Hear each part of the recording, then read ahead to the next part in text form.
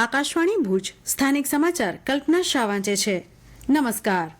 સમગ્ર દેશ આજે સ્ટાર્ટઅપ ઇન્ડિયાની 9મી વર્ષગાંઠ ઉજવી રહ્યો છે. પ્રધાનમંત્રી નરેન્દ્ર મોદીએ સોશિયલ મીડિયાના એક સંદેશમાં લખ્યું કે સરકારે દેશમાં સ્ટાર્ટઅપ સંસ્કૃતિને પ્રોત્સાહન આપ્યું છે. આ પરિવર્તનલક્ષી પહેલને કારણે ગત 9 વર્ષમાં અસંખ્ય યુવાનો સશક્ત થયા છે અને તેમના નવા વિચારોને સફળ સ્ટાર્ટઅપમાં ફેરવાયા છે. આજે કેન્દ્ર સરકારે કેન્દ્રીય કર્મચારીઓ માટે 8મા પગાર પંચ રચનાને મંજૂરી આપી દીધી છે. આયોગની ભલામણો 2026થી લાગુ કરવામાં આવશે. કેબિનેટ બેઠક બાદ કેન્દ્રીય મંત્રી અશ્વિની વૈષ્ણવે આ માહિતી આપી હતી. તેમણે કહ્યું 7મું પગાર પંચ 2016માં લાગુ કરવામાં આવ્યું હતું, જેની ભલામણો 2026 સુધી ચાલુ રહેશે. અત્રે જણાવીએ કે 7મું પગાર પંચ 1 જાન્યુઆરી 2016થી અમલમાં આવ્યું હતું, જેનો લાભ લગભગ 1 કરોડ કર્મચારીઓને મળ્યો હતો.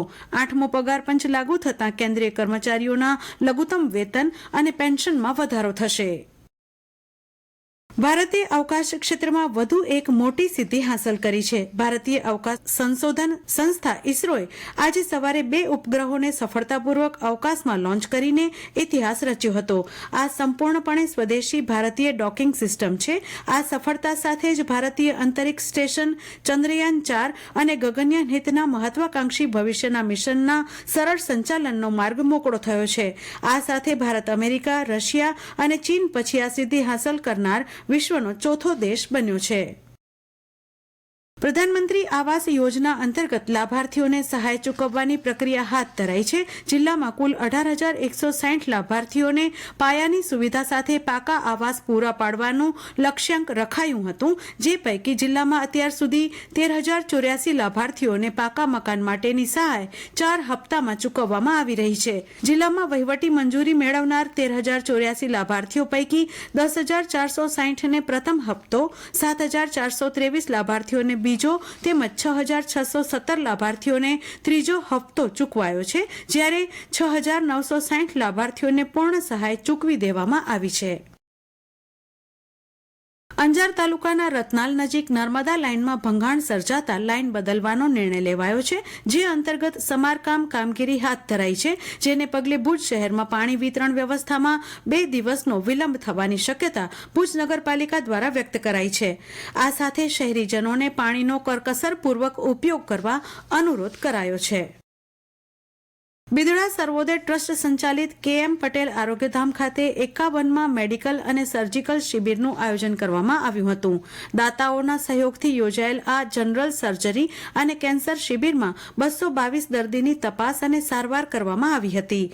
શિબિર દરમિયાન કેન્સર રોગોના ઓપરેશન ઉપરાંત એપેન્ડિસાઇટિસ, હર્નિયા, પથરી, સારણગાંઠ, નાની મોટી રસોડી અને અન્ય રોગોના 122 જેટલા જનરલ સર્જરીના ઓપરેશન કરવામાં આવ્યા હતા.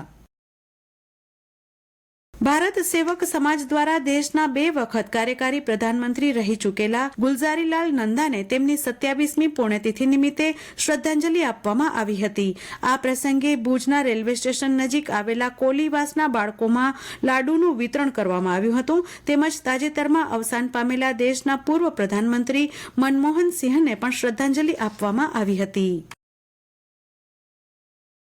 રાજ્યના દરેક પોલીસ સ્ટેશનમાં સાંત્વના કેન્દ્ર શરૂ કરાશે તેવો નિર્ણય રાજ્યના પોલીસ વડા વિકાસ સહાય દ્વારા કરાયો છે.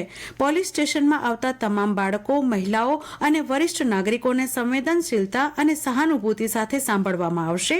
તેમની મુશ્કેલીઓને સમજીને યોગ્ય કાઉન્સેલિંગ અને કાનૂની માર્ગદર્શન પૂરું પાડવામાં આવશે.